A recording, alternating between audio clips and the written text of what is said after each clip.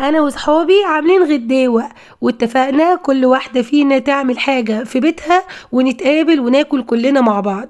فقررت بقى اعمل لهم اكلة بيحبوها جدا وبيشتروها من مطاعم غالية قوي. تعالوا نشوف اكلة النهاردة، سهلة وسريعة واقتصادية. بس قبل ما نبدأ صلوا على النبي. اللهم صل وسلم وبارك على سيدنا محمد وعلى آله وصحبه وسلم. شجعي بقى اختك حورية بلايك للفيديو ويلا نقول بسم الله. في الاول معايا بقى شوية سجق. السجق ده كان في الفريزر اللي انا كنت عاملاه معاكم، السجق الاقتصادي اللي من غير لحمة. طعمه خرافي يا جماعة، وكل اللي دقوه يشهدوا بكده، ما شاء الله تحفة. لو عاوزين الطريقة هسيبها لكم في اول تعليق ان شاء الله. تقدري تستبدلي السجق بفراخ او لحمة مفرومة او مشروم او خضار براحتك خالص. انا خدت كمية كده من السجق وبدأت ان انا اقطعها مكعبات واشوحها في الزيت، شوية زيت صغيرين، ما بحطش ولا توابل ولا ملح على السجق ده، لاني انا عاملاه في البيت يا جماعة ومتبل وتمام على الاكل على طول، فمش بيحتاج ولا ملح ولا توابل ولا اي حاجة خالص. معلقتين زيت وخلاص. نزلت برضو بشوية كمان، حسيت ان الكمية قليلة فحطيت شوية كمان. وبعدين بديله تشويحتين 3 وبيستوي زيه زي السجق العادي جدا. وبكده تكون الحشوة جاهزة خلاص معانا، واظن مفيش اسهل من كده. بعدين بقى هنسلق كيس واحد من المكرونة القلم. ممكن تستخدمي اي نوع مكرونة تحبيه، بس القلم بصراحة بتكون حلوة.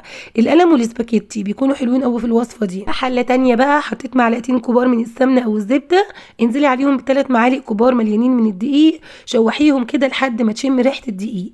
وبعدين هنزل عليهم بلتر من الحليب، ولازم يكون بارد.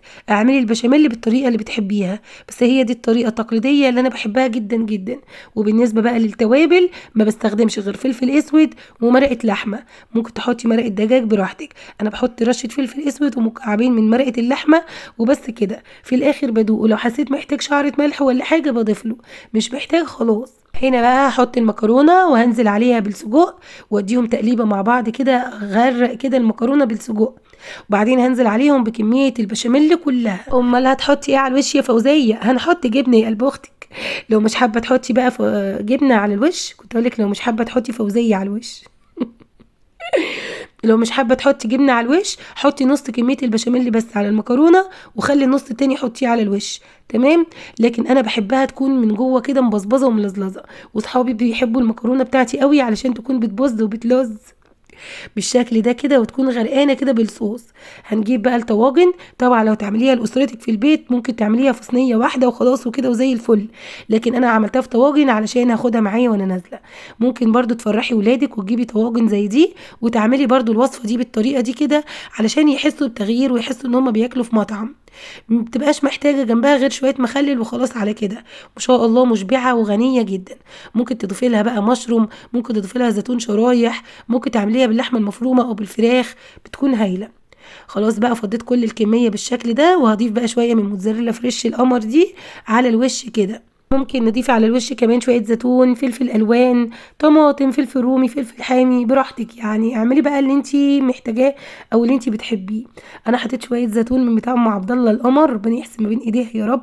احلى مخللات يا ام عبد الله بتاعتك والله. المهم خلاص بقى هاخدهم كده على الفرن، ما بتكملش 10 دقايق وخلاص بتطلع معايا زي الفل زي ما انتوا شايفين.